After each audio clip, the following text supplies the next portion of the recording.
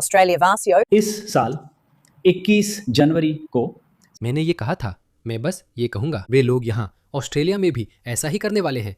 मेरे लोगों, वे लोग यहाँ भी ऐसा ही करने वाले हैं। ऑस्ट्रेलियाई महिलाएं बड़े पैमाने पर आयात की पहली शिकार बनने वाली हैं। ये होने वाला है, ये हो चुका है। मुझे कोई भविष्यवक्ता या कुछ और बनने की जरूरत नहीं है। यह यूरोप में पहले ही हो चुका है। यह हो चुका है, इसमें कोई बहस नहीं है। यही वजह है कि हर कट्टर दक्षिणपंथी राजनीतिक पार्टी सत्ता में आने की कोशिश कर रही है। और पॉलिन हैंसन यहाँ भी दस्तक दे रही हैं। ये सच है, मैंने उस समय भी यह भविष्यवाणी की थी कि पॉलिन हैंसन दस्तक दे रही हैं, और आज हम यहाँ हैं।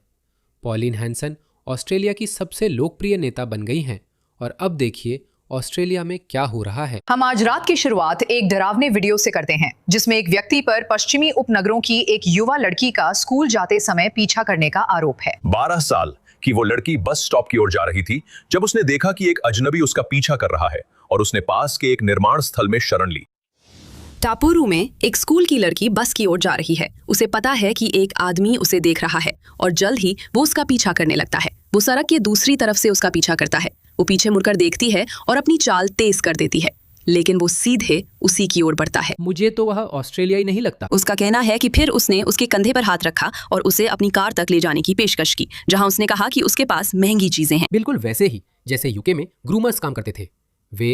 वह उसे शराब और सिगरेट देकर फुसलाने की कोशिश कर रहा है। उसने मना कर दिया और वहां से निकल रही। ये बहुत घिनौना व्यवहार है। ये बहुत बुरा है, बहुत डरावना। मुझे तो ये बहुत अजीब और डरावना लगा, जिस तरह से वो उसका पीछा कर रहा था, जैसे वो उसका पीछा कर रहा हो। मिशेल ने ये फुटेज इस उम्मीद में दी है कि इससे पुलिस को उसे पकड़ने में मदद मिलेगी। हाँ, मुझे भी यही उम्मीद है, क्योंकि मैं नहीं चाहती कि उसके या किसी और के साथ कुछ भी बुरा हो। 7 न्यूज ने लड़की की मां से बात की, जो इस घटना से परेशान है, लेकिन कहती हैं कि उन्हें अपनी बेटी की प्रतिक्रिया पर गर्व है। उन्होंने बताया कि 12 साल की बच्ची एक एयरपॉड पहन रही थी, और जैसे ही वो आदमी उसका पीछा करने लगा, उसने अपनी मां को कॉल कर लिया, और उसने पास ही के एक निर्माण स्थल की ओर चलना भी चुना, जहां कई पुरुष मौजूद थे जो उसे दूर भगाने में मदद कर सकते थे। पुलिस इस संदिग्ध सुबह सुबह हुई घटना की जांच कर रही है। लड़की का स्कूल उसे समर्थन दे रहा है, उसके परिवार और पूरे समुदाय को। Kimberly Pratt, 7 news. और ये सिर्फ यौन हिंसा तक ही सीमित नहीं है, ये हिंसा है बस। मेरीबनोंग के मेयर ने अपना डर जाहिर किया है जब एक आदमी ने फूड्सक्रे मॉल के बीचों बीच उन्हें चाकू दिखाकर धमकी दी। ये पश्चिमी उपनगरों में बढ़ती हिंसा की ताजा घटना है, जहां स्थानीय नेता गश्त पर और अधिक पुलिस की मांग कर रहे हैं।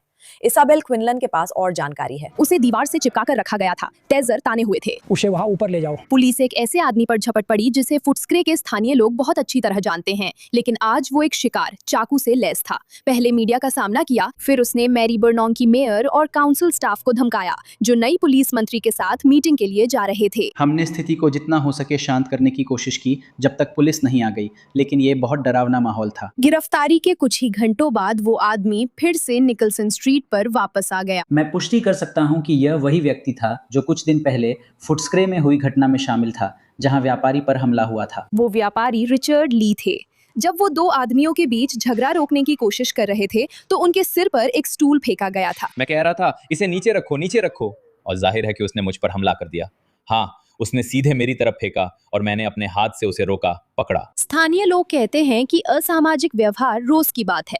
इस आदमी को मई में एक हथियारबंद डकैती के सिलसिले में गिरफ्तार किया गया था। उसके पास से कैमरा हटाओ, इसका मतलब है मेरे लिए, उसे रिकॉर्ड करो। पश्चिमी उपनगरों के 5 मेयरों ने मिलकर गश्त पर और अधिक पुलिस की मांग की है।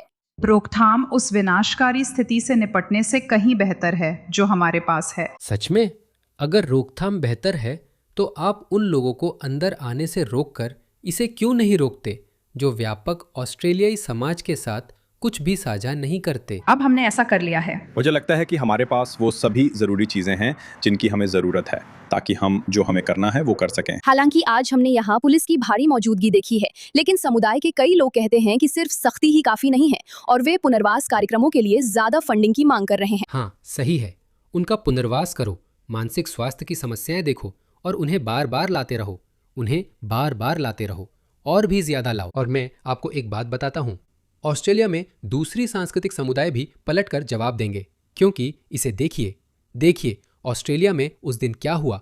इस भले इंसान को देखिए। वन वियर ट्रुंग, वह कथित किशोरों के एक समूह द्वारा की गई पिटाई के बाद चोटों के कारण मर गए।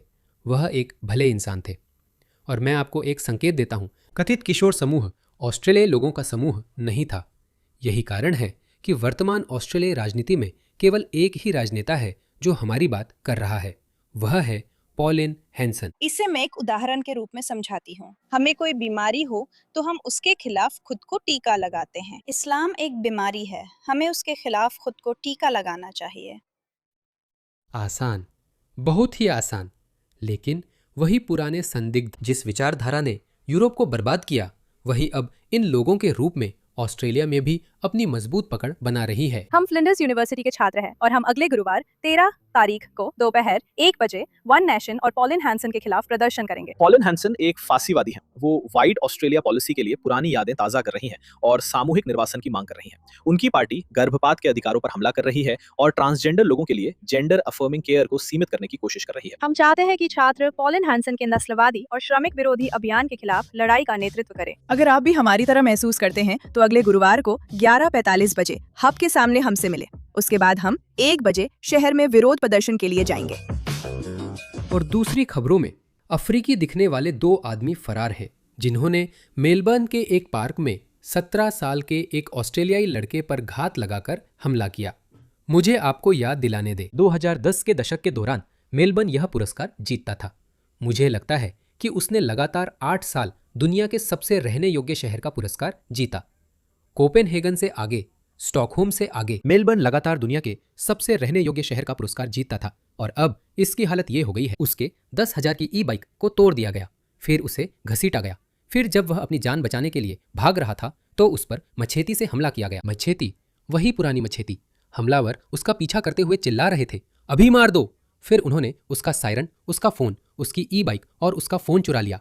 उसे सर्जरी की जरूरत पड़ी और कई दिन अस्पताल में बिताने पड़े। पुलिस ने अभी 2 पुरुषों की सीसीटीवी फुटेज जारी की है, जिनकी तलाश जारी है। यह है मेलबर्न 2026। बिना किसी उकसावे के, बेहुदा, घिनौना, हमेशा की तरह वही संदिग्ध लोग दोस्तों, वही पुराने संदिग्ध। कुछ आदर्शवादी वामपंथी विचारधारा के नाम पर पश्चिम हमारे सामने ही बिखर रहा है, और आपको कुछ भी बोलने की इजाजत नहीं है, क्योंकि आप एक नस्लवादी और पूर्वाग्रही कहलाएंगे। मुझे लगता है कि अब इन लेबल्स का कोई मतलब नहीं रह गया है। या तो आपको नस्लवादी या पूर्वाग्रही होने का आरोप लगेगा, या फिर आप विलुप्त हो जाएंगे। बस बात इतनी ही सीधी है।